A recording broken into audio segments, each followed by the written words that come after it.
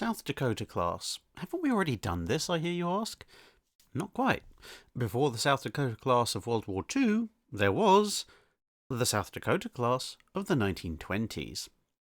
The first South Dakota class were the last battleships to be authorized under the Naval Act of 1916, a law which marked American Congress finally agreeing to actually give the Navy some money, instead of sending admirals to look down the back of their sofas for spare change.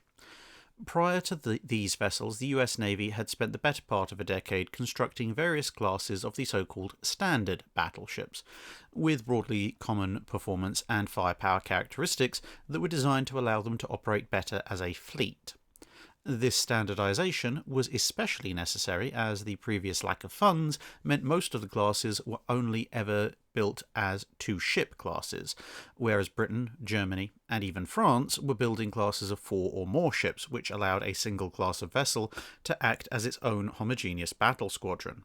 However, this approach had meant that as the 1910s turned into the 1920s, the Americans were at risk of being left behind in certain fields. The South Dakota class was designed to correct this, and did so in a spectacular way. Here you can see a chart of some key battleship characteristics for the United States Navy. Notice the sharp spike in pretty much every value. The speed increase might not seem much, but it was critical. The standard class travelled at 21 knots, but both the British and Japanese fleets, the most likely rivals going forward, had average fleet speeds slightly above this. As a result, in a hypothetical sea battle, an enemy fleet would be able to withdraw if the battle went badly, or they didn't like the odds to start with, and the Americans wouldn't have been able to catch them. Conversely, if the battle looked to be going badly for the Americans, the 21-knot maximum speed was insufficient to allow them to retreat. The change to 23 knots negated most of these issues. Additionally, whereas previous classes had increased displacement by perhaps a couple of thousand tons, these ships would be nearly 10,000 tons heavier.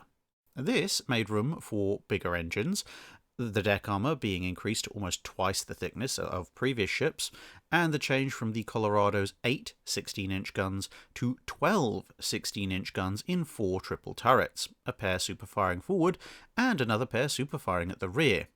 The guns were also 50 caliber instead of 45 caliber, so although they used the same shells, they could fire further and hit harder. The 5-inch gun, that was almost universal in the US Navy, was abandoned for 16 6-inch guns as a secondary battery, alongside 4 3-inch dual-purpose guns, some saluting guns, and a pair of torpedo tubes. All things considered, the ships had considerable firepower, well in excess of anything that had come before them in any nation. However, a few features were carried over from the standard class. The lattice masts and other superstructure elements were practically identical. The use of turboelectric propulsion for the engines and the same thickness of belt armour, as per the previous ships, was retained.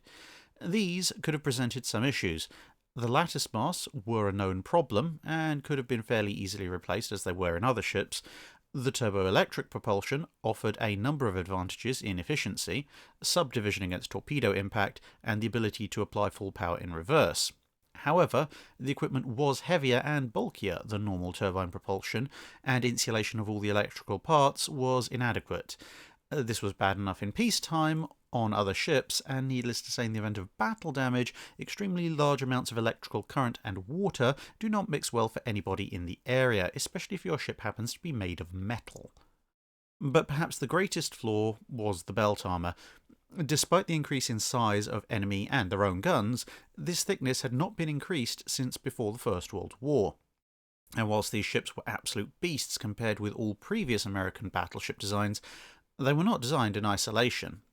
At the time of the Washington Naval Treaty, all 6 ships were under construction, but the limit on displacement to 35,000 tons meant they would all be scrapped. This also applied to the British and Japanese battleships currently under construction or about to be ordered.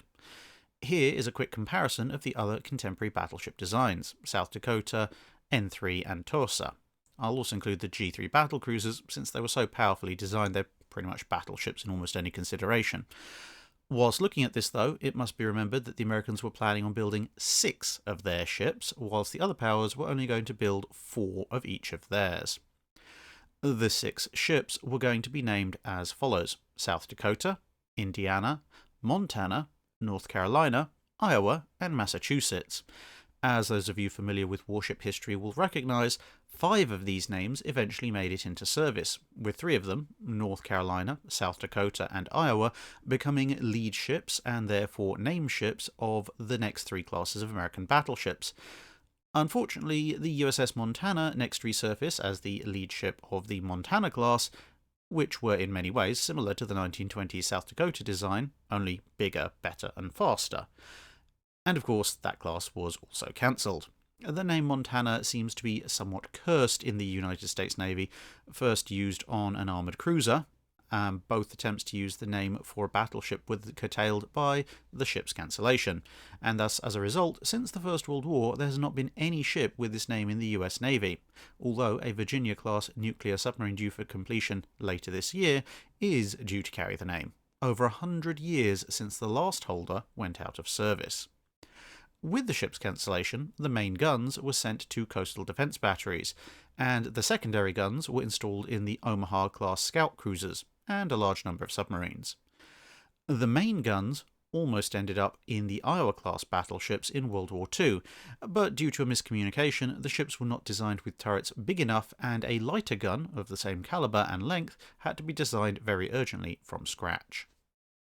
That's it for this video. Thanks for watching. If you have a comment or suggestion for a ship to review, let us know in the comments below. Don't forget to comment on the pinned post for dry dock questions.